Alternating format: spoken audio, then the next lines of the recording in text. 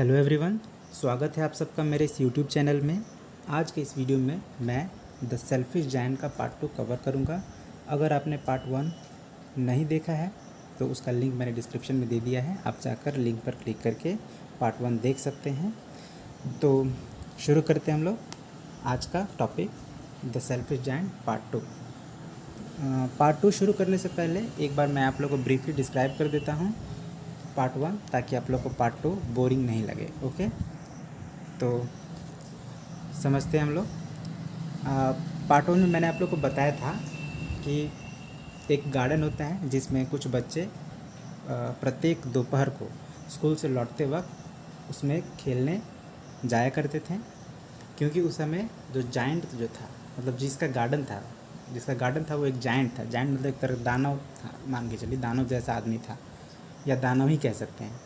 तो वो दानव कहीं दूर गया हुआ था, इसलिए बच्चे उसके गार्डन में दोपहर में स्कूल से लौटते वक्त चले आते थे खेलने के लिए।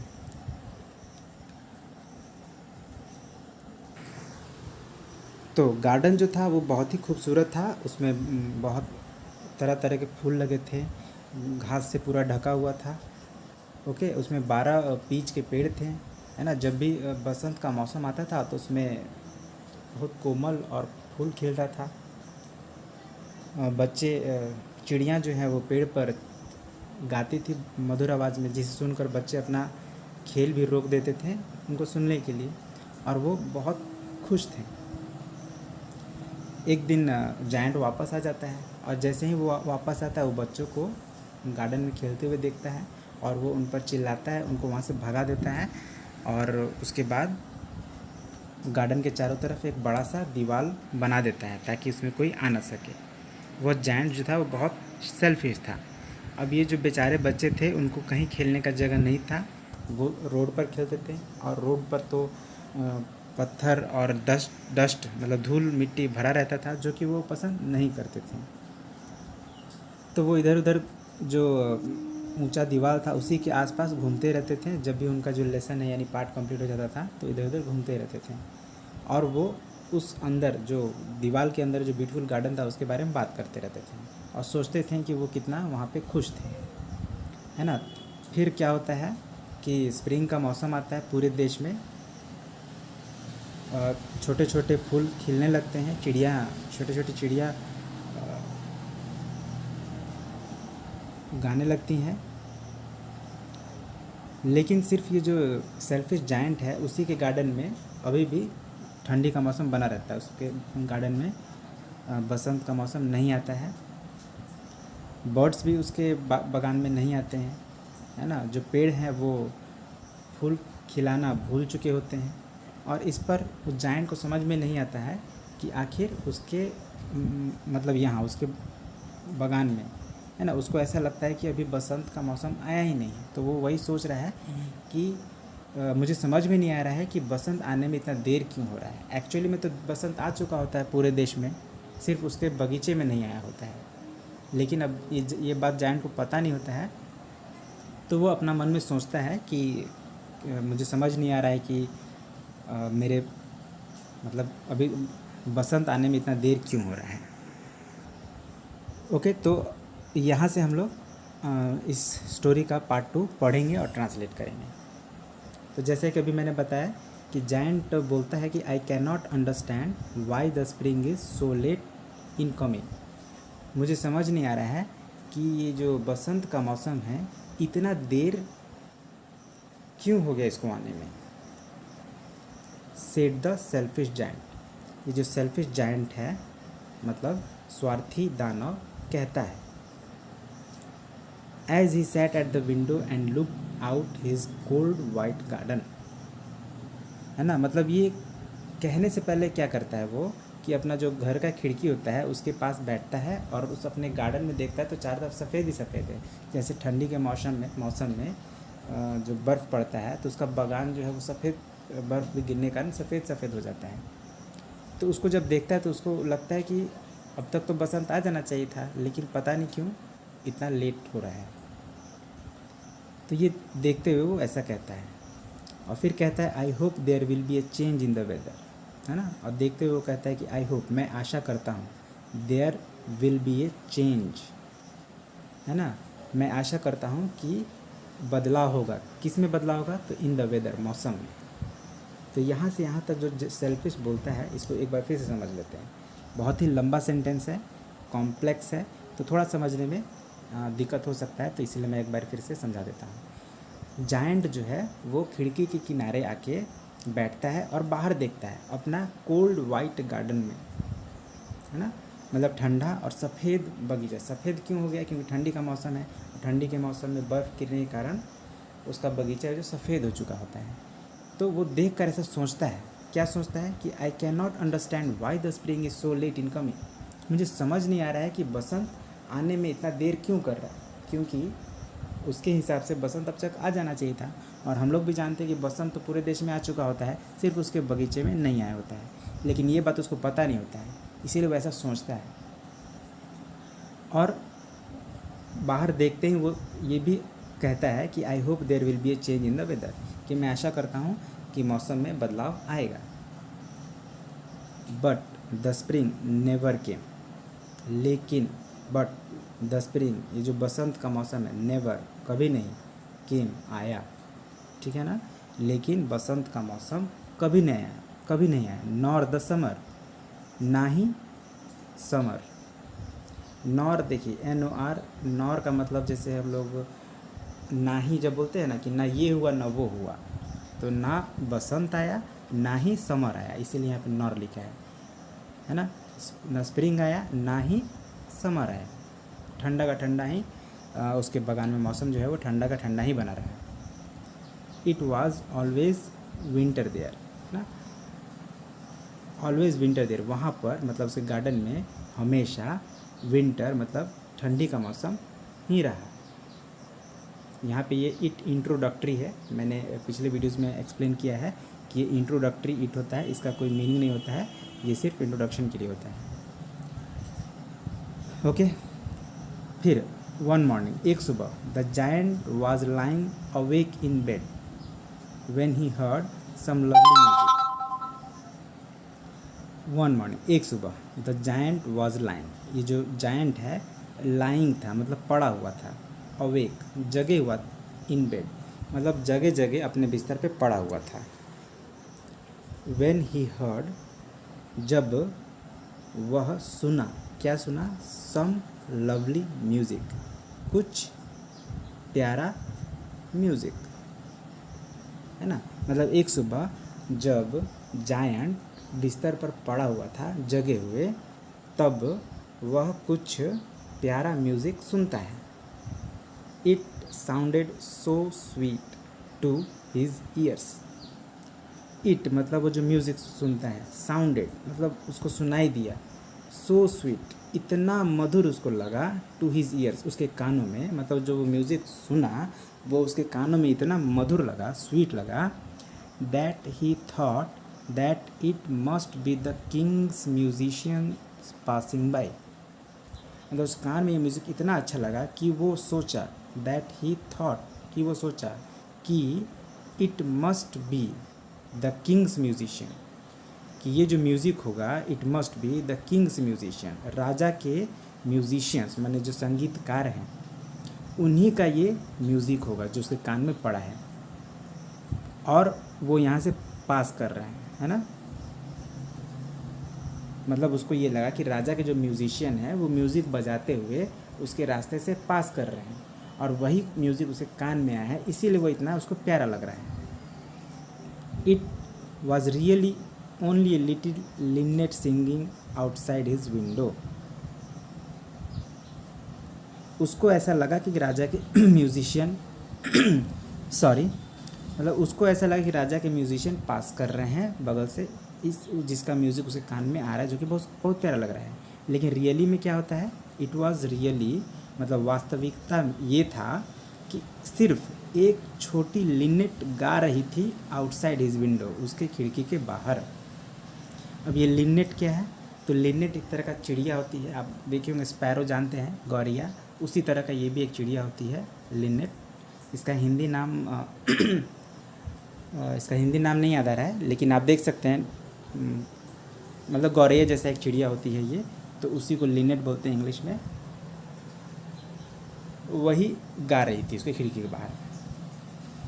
But it was so long, है ना, but it was so long.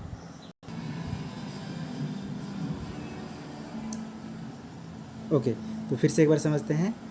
But it was so long, but it was so long since he had heard a bird sing in his garden. लेकिन यह काफ़ी लंबे समय के बाद उसको एक चिड़िया की आवाज़ सुनाई दी है अपने बगीचे में। That it seemed to him to be most beautiful music in the world, जिसके कारण, है ना, सीम्ड का मतलब होता है ऐसा लगना ना, उसको ऐसा लगा। सीम्ड टू हिम, उसको ऐसा लगा, क्या लगा? To be the most beautiful music in the world, जैसे कि दुनिया का सबसे सुंदर म्यूज़िक हो, है ना। बहुत लंबे समय के बाद वो एक चिड़िया का आवाज़ सुना, तो इसीलिए उसको ऐसा लगा कि ये दुनिया का सबसे सुंदर म्यूज़िक है। अब देखिए यहाँ पे डबल कोट्स में, यानी जायंट कुछ कह रहा है। क्या कह रहा है देखते हैं। कहता है I believe the spring has come at last. अब जब चिड़िया देखता है अपने गार्डन में तो उसको ऐसा लगता है, आई बिलीव, मुझे लगता है, द स्प्रिंग यानी कि बसंत, हैज़ कम, आ चुका है, एट लास्ट मतलब अंततः बसंत का मौसम आ चुका है। जब वो चिड़िया का आवाज़ सुना, सेड द जायंट, जायंट बोला, and he jump out of his bed and looked out. और उसके बाद jump out of his bed, वो तो अपने बेड पे पड़ा हुआ था, तो वहाँ से जम्प आउट मतलब वहाँ से उतरा अपने बेड पर से, एंड लुक्ड आउट, और बाहर देखा। व्हाट डिड ही सी, वो क्या देखता है ना, ये क्वेश्चन मार्क। वो क्या देखता है, व्हाट डिड ही सी, वो क्या देखता है। He saw the most wonderful site, वह देखता है the most wonderful, most wonderful मतलब सबसे आश्चर्यजनक साइट, साइट का मतलब होता है दृश्य, सबसे आश्चर्यजनक दृश्य देखता है जब वो बाहर आता है। तो क्या देखता है, through a little hole in the wall the children had crept in. Through a little hole मतलब एक छोटा सा होल के थ्रू, एक छोटे से छेद के द्वारा, इन द वॉल दीवार में, मतलब दीवार में एक छोटा सा छेद हो चुका होता है, उसी से होकर द चिल्ड्रेन मतलब बच्चे, हैड क्रेप्ट इन। क्रेप्ट इन मतलब जैसे होता है थोड़ा सा तंग जगह होता था, कैसे आदमी ऐसे रेंग के आ जाता है। थोड़ा सा होल से अगर बाहर निकलना हो तो कैसे हम लोग निकलते हैं, पहले मुंडी घुसाते हैं, फिर किसी तरह से हाथ बाहर निकालते हैं, फिर धीरे धीरे करके पूरा पैर बाहर निकालते हैं। तो इसी को बोलते हैं क्रेप्ट इन। बच्चे उस छोटे से छेद से अंदर आ गए होते हैं, crept in. And they were sitting in the branches of the trees, और वे मतलब बच्चे, वेयर सिटिंग बैठे हुए थे, इन द ब्रांचेस टहनियों पर, ऑफ द ट्री पेड़ों की टहनियों पर बैठे हुए थे। उस छोटे से छेद में से किसी तरफ अंदर आके पेड़ों के टहनियों पर बैठे हुए थे। In every tree that he could see there was a little child. कह रहा है इन एवरी ट्री, प्रत्येक पेड़ पर जिसको वो देख सकता था, मतलब उसको जितने भी पेड़ दिखाई दे रहे थे जहाँ पे वो था, वहाँ से जितना भी पेड़ वो देख पा रहा था, हर एक पेड़ पर एक छोटा बच्चा था। There was a little child, एक छोटा बच्चा था। And the trees were so glad to have the children back again. और ये जो पेड़ थे, वे आर सो ग्लैड, इतने खुश थे, to have the children back again, बच्चों को वापस पाकर, to have the children back again, समझिएगा, to have the children back again, बच्चों को वापस पाकर ये जो पेड़ थे इतने खुश थे कि they had covered themselves with blossoms, वो इतने खुश थे कि उन्होंने अपने आप को कवर कर लिया, है ना। दे हैड कवर्ड देमसेल्व्स मतलब अपने आप को कवर कर लिए, विथ ब्लॉसम्स, किससे कवर कर लिए, तो खिले हुए फूलों से। And were waving, and were waving, और वेविंग का मतलब होता है लहराना। जैसे पेड़ जब हवा बहता है तो कभी ऊपर कभी नीचे जाता है ना, हवा के बहाव के कारण, तो उसी को बोलते हैं वेविंग, लहराना। And were waving their arms gently above the children's heads, है ना। और अपने आर्म्स, मतलब यहाँ आर्म्स का मतलब वही टहनियाँ ही हैं। मतलब ये जो पेड़ इतने खुश हुए बच्चों को पाकर कि उन्होंने अपने आप को फूलों की कलियों से ढक लिया और वो वेव कर रहे थे, मतलब लहरा रहे थे अपने आर्म्स को, मतलब अपनी टहनियों को जेंटली। जेंटली मतलब आराम से, मतलब अच्छे से। Above the children's heads, above मतलब कि ऊपर से, किसके ऊपर से? चिल्ड्रंस हेड्स, बच्चों के सिर के ऊपर से वो अपने आर्म्स को, मतलब टहनियों को लहरा रहे थे खुशी के मारे। और क्या देखता है? द बर्ड्स वेयर फ्लाइंग, चिड़िया जो थी वो उड़ रही थी। द बर्ड्स वेयर फ्लाइंग, चिड़िया उड़ रही थी। About and twittering with delight, और क्या देखता है कि चिड़िया उड़ रही थी एंड ट्विटरिंग, ट्विटरिंग मतलब चहचहा रही थी, विथ डिलाइट खुशी से। And the flowers were looking, और फूल दिख रहे थे। And the flowers were looking up through the green grass and laughing, और ये जो फूल थे वो looking up through the green grass, मतलब ये जो हरे हरे घास के ऊपर से फूल भी दिखाई दे रहे थे। और लैग कर रहे थे, है ना। लैगिंग मतलब वही स्लोली स्लोली मूवमेंट, धीरे धीरे मूव करना। हवा बह रहा है तो धीरे धीरे वो भी हवा के साथ मूव कर रहे हैं, तो वही इसका मतलब है लैगिंग। ठीक है। तो जब वो बाहर आता है तो क्या देखता है कि बच्चे पेड़ों की टहनियों पर झूल रहे हैं, पेड़ खुश हैं, चिड़िया चहचहा रही हैं खुशी से। फूल जो हैं वो ग्रीन ग्रास के थ्रू, मतलब हरे हरे घासों से होकर दिख रहे हैं। एंड लैगिंग, और हल्का हल्का मूव कर रहे हैं। It was a lovely scene, यह एक प्यारा दृश्य था। It was a lovely scene, यह एक प्यारा दृश्य था। Only in corner it was still winter, कह रहा है कि पूरा जो बगीचा है वो बसंत में जिस प्रकार फूल खिल खिल जाते हैं, पेड़ खुश हो जाते हैं, चिड़िया चहचहाने लगती हैं, उसी प्रकार से पूरे बगीचे में बसंत आ गया था। लेकिन ओनली इन वन कॉर्नर, सिर्फ एक कॉर्नर में, मतलब कोने में। इट वॉज स्टिल विंटर, अभी भी ठंडी का मौसम था। ऐसा कभी होता है? ठंडी का मौसम आएगा तो पूरे देश में आएगा, बसंत आएगा तो पूरे देश में आएगा। लेकिन चलिए, स्टोरी है थोड़ा ये कुछ हमें ये बेसिकली ये जो स्टोरी है हमें कुछ सिखाने का भी कोशिश कर रहा है। ओके, तो हम लोग उन बातों पे नहीं जाएंगे, हम लोग बस ये थोड़ा इस स्टोरी से हम क्या सीख रहे हैं उसको सीखने का प्रयास करेंगे। चलिए समझते हैं। कह रहा है कि सिर्फ एक कॉर्नर में अभी भी ठंडी का मौसम था। It was the farthest corner of the garden, farthest का मतलब होता है सबसे दूर का कोना, मतलब जो कोना जहाँ कह रहा है कि अभी भी ठंडी का मौसम था वो उस बगीचे के सबसे दूर का कोना था। And in it was standing a little boy, and in it, और उसमें एक छोटा लड़का खड़ा था। He was so small that he could not reach up to the branches of the tree, कह रहा ही वॉज सो स्मॉल, वह इतना छोटा था, वह इतना छोटा था कि, जहाँ एरो मार रहे समझिए वही उसका मीनिंग हम बोल रहे हैं। वह इतना छोटा था कि वह could not reach up to the branches, मतलब ऑफ द ट्री, पेड़ की जो टहनियाँ हैं उन वहाँ तक वो पहुँच नहीं पा रहा था। वो छोटा बालक था, पेड़ की टहनियों पे नहीं पहुँच पा रहा था। And he was wandering all around it, और वह उस पेड़ के चारों तरफ, वॉन्डरिंग ऑल अराउंड इट, घूम रहा था। ट्राइंग बिटरली, बिटरली का मतलब होता है गुस्से में एकदम प्रयास कर रहा था, मतलब वो चढ़ नहीं पा रहा था तो उसको गुस्सा भी आ रहा था, और पूरे गुस्से में प्रयास कर रहा था, ट्राई कर रहा था कि वो चढ़ जाए, है ना, लेकिन चढ़ नहीं पा रहा था। Climb up little boy said the tree, अभी पेड़ बोलता है उसको कि क्लाइंब अप, चढ़ जाओ, लिटिल बॉय छोटे बच्चे चढ़ जाओ, पेड़ बोलता है।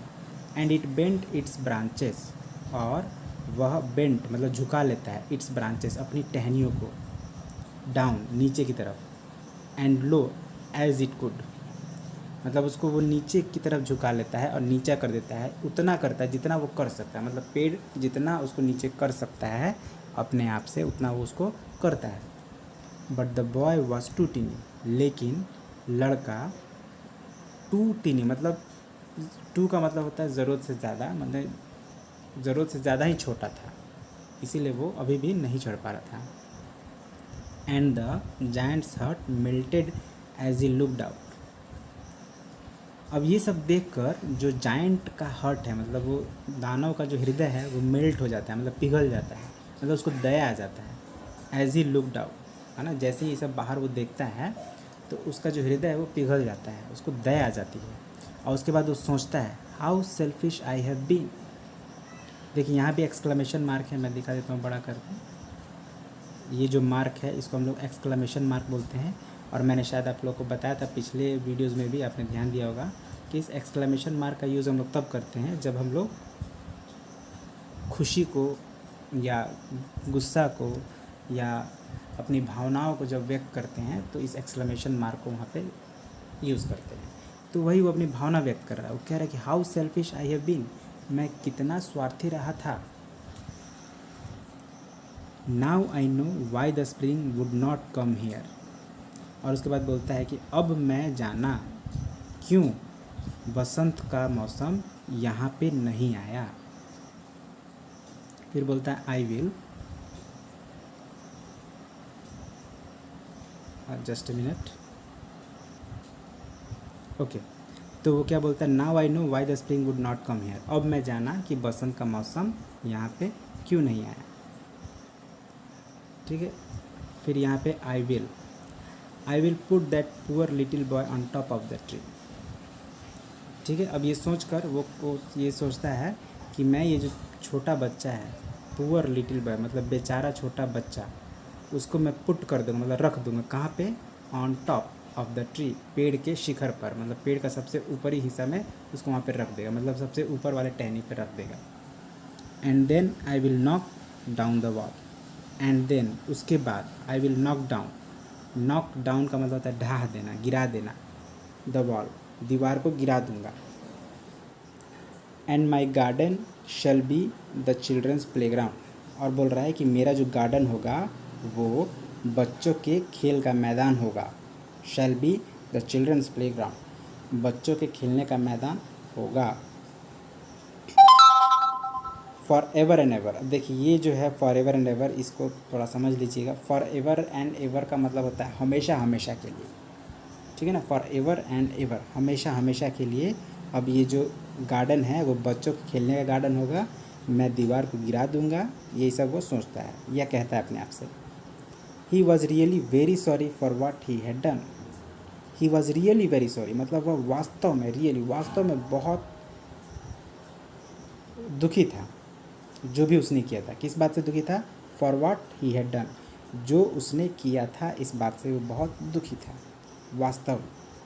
सो he crept downstairs and open the front door quite softly. अब देखिए क्या करता है ये, crept downstairs, crept downstairs मतलब धीरे धीरे एकदम दबे पाँव की आवाज़ ना आए, धीरे धीरे डाउन स्टेयर में सीढ़ी से नीचे जाता है। And opened the front door, अब बच्चे क्या है वो उस छेद में से निकल कर आए थे, तो वो क्या करता है, जो मेन डोर है, फ्रंट डोर, जो बागान के सामने वाला दरवाज़ा है, उसको वो ओपन कर देता है, खोल देता है क्वाइट सॉफ्टली। देखिए इसको समझिए, क्वाइट मतलब होता है बिल्कुल, सॉफ्टली मतलब मुलायम से, मतलब बिना आवाज़ किए, एकदम बिल्कुल भी आवाज़ बिना किए खोल देता है। And went out into the garden, और बगीचे में चला जाता है। But when the children saw him, लेकिन जब बच्चे उसको देखते हैं क्या होता है, they were so frightened that they all ran away. They मतलब बच्चे इतना ज़्यादा डर जाते हैं, सो फ्राइटेंड इतना ज़्यादा डर जाते हैं, मतलब डर गए थे कि वे सभी दौड़ गए, भाग गए वहाँ से। And the garden became winter again, और द गार्डन मतलब बगीचा फिर से, अगेन मतलब फिर से, ठंडा मतलब विंटर आ गया, उसमें ठंडी का मौसम फिर से आ गया। Only the little boy did not run, सिर्फ वो छोटा बच्चा डिड नॉट रन मतलब नहीं दौड़ा। For his eyes were so full of tears. अच्छा क्यों नहीं दौड़ा वो, क्योंकि इसकी आंखें जो थीं वेयर फुल ऑफ टीयर्स, आंसुओं से भरी हुई थी। That he did not see the giant coming, है ना, आंसू से उसका आंख भरा हुआ था, इस वजह से वो नहीं देख पाता है, डिड नॉट सी, नहीं देख पाया किसको, जायंट को आते हुए। And the giant stood up behind him and took him gently in his hand. और वो जो जायंट है खड़ा हो जाता है उसके पीछे और उसको जेंटली, धीरे मतलब प्यार से उसको अपने हाथ में लेता है। एंड के बाद and giant stood up behind him and to, अच्छा वही फिर से रिपीट हो रहा है। तो behind him and took him gently in his hand एंड उसको प्यार से अपने हाथ में लेता है और put him up into the tree, पेड़ के ऊपर उसको रख देता है, पुट कर देता है, रख देता है। And the tree broke at once into blossom. अब देखिए ब्रोक मतलब तो टूटना। अब ऐसा नहीं कि पेड़ पर जैसे रखता तो पेड़ टूट जाता है, बल्कि ब्रोक एट वंस का मतलब इनटू ब्लॉसम। देखिए broke at once into blossom मतलब फूल खिल जाता है अचानक से। यहाँ पे ब्रोक एट वंस का मतलब हुआ फूल खिलना, है ना। Broke at once into blossom, अचानक एकाएक फूल उसमें खिलने लगता है जैसे ही वो बच्चा उस पेड़ पर बैठता है। And the birds came and सैंग on it.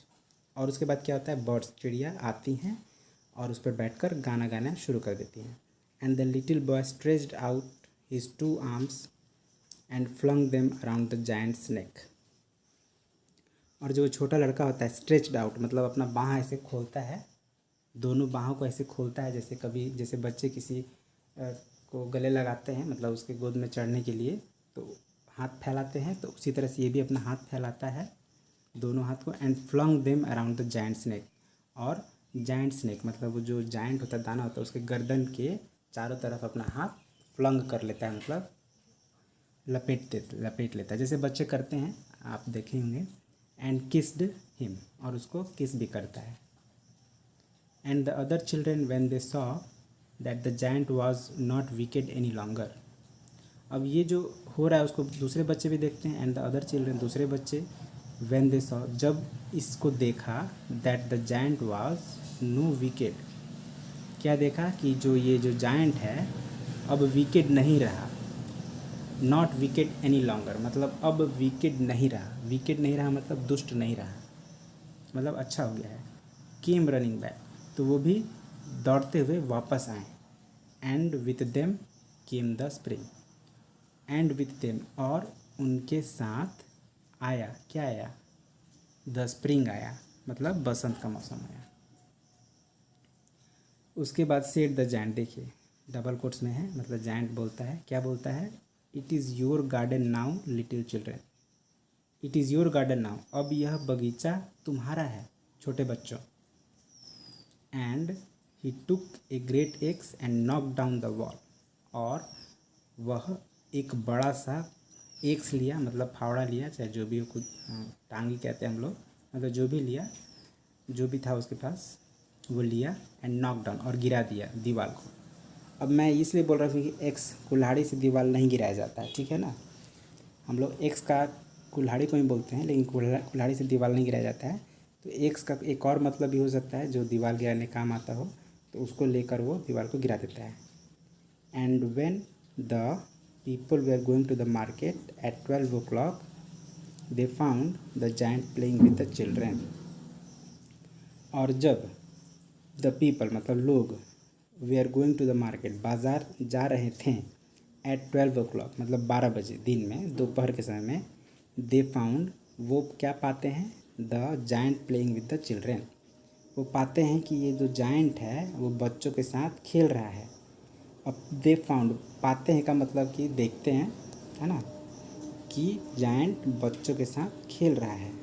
And the most beautiful garden they had ever seen, और क्या देखते हैं, सबसे खूबसूरत बगीचा, मतलब जितने बगीचे वो लोग देखे होते हैं उनमें से सबसे खूबसूरत बगीचा वो देखते हैं। अब इसी के साथ ये जो द सेल्फिश जायंट है वो स्टोरी ख़त्म हो जाता है। तो आई एम श्योर आप लोगों को ये स्टोरी अच्छा लगा होगा। और बेसिकली ये जो स्टोरी है, हमने इसको पढ़ना सीखा, ट्रांसलेट करना सीखा, लेकिन इसके अलावा भी इसमें एक बहुत अच्छा सीख है जो मैं आपको नेक्स्ट वीडियो में बताऊंगा। ओके, ये स्टोरी एक तरह से फिक्शनल है, काल्पनिक है, ऐसा नहीं होता है जैसा हम लोग अभी पढ़े हैं, लेकिन ये स्टोरी हम लोग को एक बहुत अच्छा सीख दे रहा है जो मैं आप लोग को नेक्स्ट वीडियो में बताऊंगा। तो एक रिक्वेस्ट है आप लोग से कि अगर आपको वीडियो ये अच्छा लगा है तो लाइक ज़रूर करें और कमेंट ज़रूर करें। ओके, और मुझे सपोर्ट करने के लिए मेरे चैनल को सब्सक्राइब कर लें ताकि हम इसी तरह का वीडियो और बनाते रहें, जिससे कि जो अपना इंग्लिश रीडिंग इम्प्रूव करना चाहते हैं और इंग्लिश को पढ़कर उसको समझना चाहते हैं, ऐसे लोगों को मदद मिल सके। तो इसी उम्मीद के साथ कि आप लोग मुझे सपोर्ट करेंगे, वीडियो को एंड करते हैं। Thank you very much.